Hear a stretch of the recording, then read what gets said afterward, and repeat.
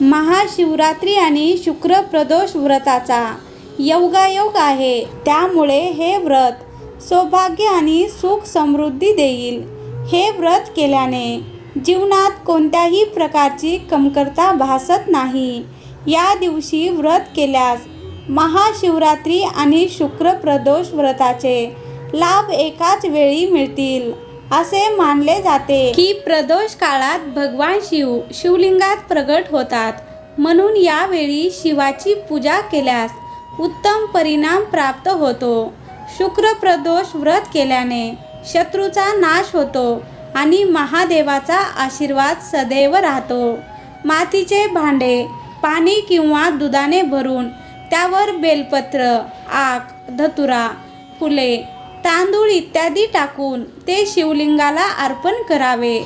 जवळपास शिवमंदिर नसेल तर घरीच मातीचे शिवलिंग बनवून पूजा करावी. या दिवशी शिवपुराणाचे पठण करावे आणि महामृत्युंजय मंत्र किंवा शिवाचा पंचाक्षरी मंत्र ओम नमः शिवाय या मंत्राचा जप करावा.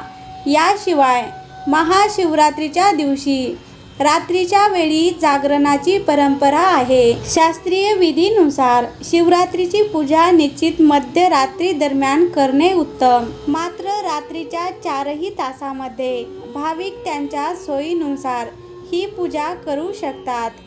हे दोन्ही व्रत भोलेनाथ शिवशंकरासाठी ठेवले जातात. प्रदोष व्रताची पूजा प्रदोष कालात म्हणजेच संध्याकाळी केली जाते.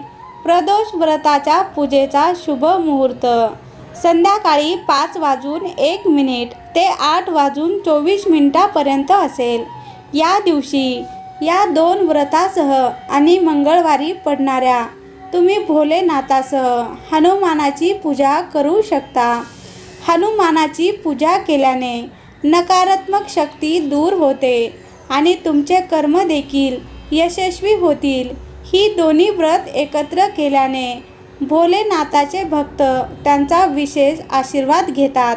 भोलेनाथांच्या भक्तावर त्यांचा विशेष आशीर्वाद असतो. यावर्षी या अद्भुत योग आल्याने ह्याचे व्रत करा. विशेष पूजा केल्याने तुमच्या आयुष्यातील सर्व समस्या दूर होतील.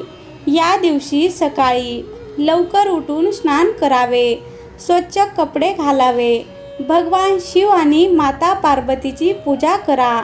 दिवसभर उपवास ठेवा. संध्याकाळी पुन्हा स्नान करा. भगवान शिव आणि माता पार्वतीची आरती करा. रात्री जागरण करावे. दुसऱ्या दिवशी सकाळी स्नान करून पारणे करावे.